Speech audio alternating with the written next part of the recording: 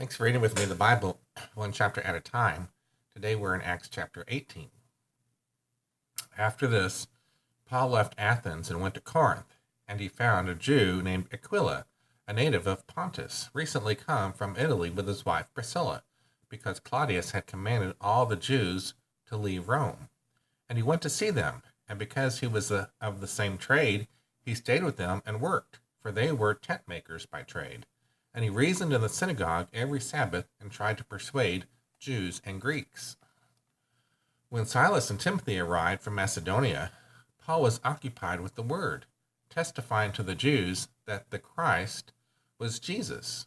And when they opposed and reviled him, he shook out his garments and said to them, Your blood be on your own heads. I am innocent. From now on I will go to the Gentiles. And he left there and went to the house of a man named Titus, Justus, a worshiper of God. His house was next door to the synagogue. Crispus, the ruler of the synagogue, believed in the Lord, together with his entire household. And many of the Corinthians, hearing Paul, believed and were baptized. And the Lord said to Paul one night in a vision, Do not be afraid, but go on speaking and do not be silent, for I am with you, and no one will attack you to harm you. For I have many in this city who are of my people. And he stayed 1 year and 6 months, teaching the word of God among them. But when Gallio was proconsul of Achaia, the Jews made a united attack on Paul and brought him before the tribunal, saying, This man is persuading people to worship God contrary to the law. But when Paul was about to open his mouth, Gallio said to the Jews, If it were a matter of wrongdoing or a vicious crime, O Jews, I would have reason to accept your complaint. But since it is a matter of questions about words and names and your own law, see to it yourselves. I refuse to be a judge of these things. And he drove them from the tribunal. And they all seized Sosthenes, the ruler of the synagogue, and beat him in front of the tribunal.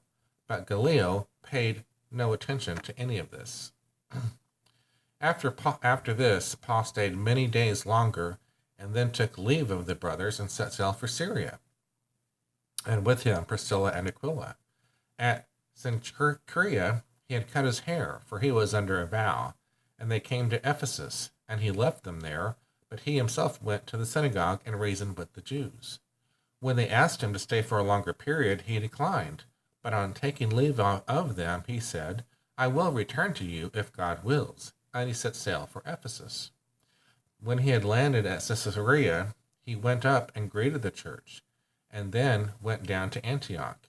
After spending some time there, he departed and went from one place to the next through the region of Galatia and Phrygia, strengthening all the disciples.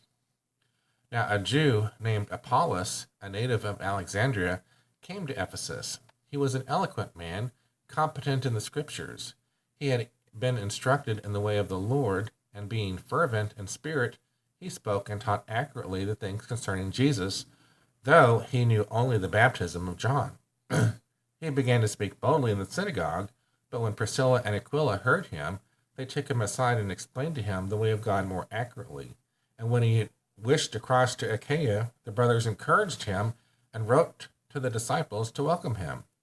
When he arrived, he greatly helped those who through grace had believed, for he powerfully refuted the Jews in public, showing by the scriptures that the Christ was Jesus. Thanks so much for reading with me the Bible one chapter at a time as we read through Acts chapter 18. Again, in this chapter, we see another example of what people do when they believe that Jesus is the Christ.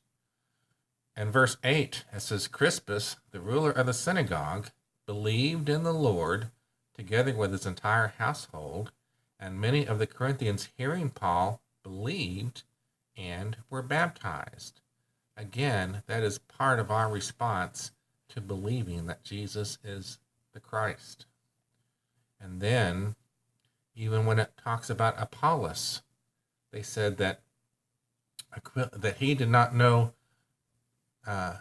the word accurately because he only knew the baptism of John, meaning that he did not know the baptism of Jesus Christ. Again, we'll redo the entire book of Acts, and we see over and over and over again people's response to the Word of God and to the gospel. Has that been your response? I hope so. Thanks again for reading, and have a great day.